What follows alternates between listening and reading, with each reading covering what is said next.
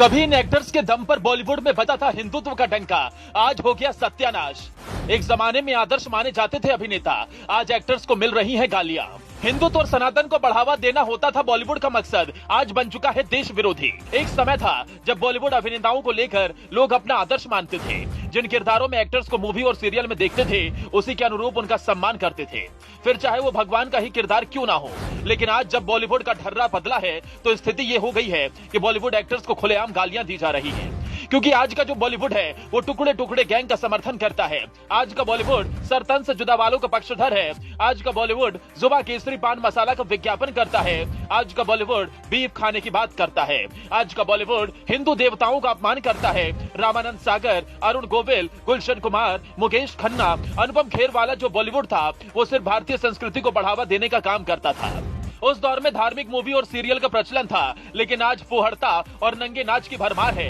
आइए अब हम आपको दिखाते हैं कि बॉलीवुड ने किस तरह फिल्मी दुनिया के इन सितारों से किनारा करते हुए खुद के पैरों पर कुल्हाड़ी मारने का काम किया है। देखिए सूचना तंत्र न्यूज की ये रिपोर्ट। पहले के दौर में धार्मिक मूवी और सीरियल की होती थी भरमार, आज हो रहा नंगा नाच। हिंदू विरोधी एजेंडे की राह पर चलने के कारण बॉलीवुड का हो गया सूपड़ा साफ। बॉलीवुड एक्टर्स को सम्मान के बजाय मिल रहा अपमान, जमकर हो रहा विरोध। कुछ तथाकथित फिल्म निर्माताओं और एक्टर्स की करतूतों ने बॉलीवुड का कर दिया काम तमाम। फिल्म और सीरियल मनोरंजन के साथ साथ समाज में सीख और संदेश भी देते हैं। बड़ी संख्या में लोग अभिनेताओं और अभिनेत्रियों को फॉलो भी करते हैं। एक समय था जब बॉलीवुड के अभिनेता और अभिनेत्रियां अपने इस गरिमा का बड़ी ही सादगी के साथ ख्याल रखते हुए पालन करते थे। बदले में लोगों द्वारा उन्हें भरपूर सम्मान भी मिलता था। लेकिन आज जब बॉलीवुड की दशा और दिशा बदली तो बॉलीवुड एक्टर्स लोगों के दुश्मन बन गए।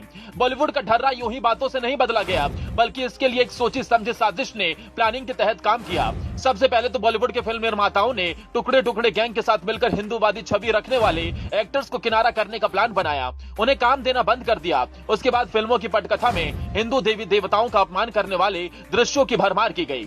इतना ही नहीं, इन तथाकथित एक्टर्स और फिल्म मेकर्स ने खुलेआम देश विरोधी और हिंदुत्व विरोधी गतिविधियों में शामिल होना भी शुरू कर दिया। फिल्मों में फुहड़ता को बढ़ावा देना शुरू कर दिया। नंगा नाच फिल्मों की परंपरा बन गई। बॉलीवुड पर अपना एकाधिकार जमाते हुए करण जौहर, महेश भट्ट जैसे फिल्म निर्माताओं ने सनातनी परंपरा को बढ़ावा देने वाले एक्टर्स को काम देना बंद कर दिया। फिल्मों के माध्यम से लोगों के ऊपर जबरन ऐसे एक्टर्स को थोपा गया जिनका वास्तविकता से कोई लेना देना नहीं था। 60-60 साल के अभिनेताओं को काम तो दिया जा रहा था, मगर सुशांत सिंह राजपूत जैसे युवा और प्रतिभा के धनी कलाकारों को आत्महत्या करने के लिए विवश किया जा रहा था। नेपोटिज्म को बढ़ावा देते हुए ऐसे अभिनेताओं को लीड रोल देना शुरू किया गया जिनके अंदर अभिनय की कोई विशेष कला नहीं थी, लेकिन बाहर से आने वाले धुरंधर कलाकारों की अनदेखी की गई। ऐसे में कलाकारों ने विवश होकर या तो बॉलीवुड से मुंह मोड़ लिया या फिर उन्हें सस्ते में निपटना पड़ा। लोगों की आंख जब खुली तब उन्होंने फिल्मों के अंदर हिंदुत्व और संस्कृति विरोधी सीन की भरमार पाई। फिल्मों में हिंदू देवी देवताओं का अपमान करना प्रचलन बन चुका था। वो कहते हैं ना कि आखिर कोई साजिश कितने दिनों तक जीवित रह सकती है, एक न एक दिन तो उसका पर्दाफाश होना ही है। ठीक ऐसा ही हर्षराज बॉलीवुड का हो रहा है। लोग हिंदुत्व विरोधी बॉलीवुड के एजेंडे को समझ चुके हैं। आज स्थिति ये बन चुकी है कि न सिर्फ फिल्मों का बल्कि एक्टर्स का भी बुरी तरह से विरोध शुरू हो चुका है। शायद आपने ऐसा पहली बार देखा होगा कि कोई एक्टर अपने फिल्म के रिलीज से भगवान का आशीर्वाद लेने जाता है और उसे मंदिर में भी नहीं घुसने दिया जाता है। आज बॉलीवुड की किरकिरी का कारण दमदार और मजेदार अभिनेताओं की अनदेखी करना और फुहड़ता को बढ़ावा देना माना जा रहा है। ब्यूरो रिपोर्ट, सूचना तंत्र न्यूज। सूचना तंत्र, सिर्फ सच के साथ।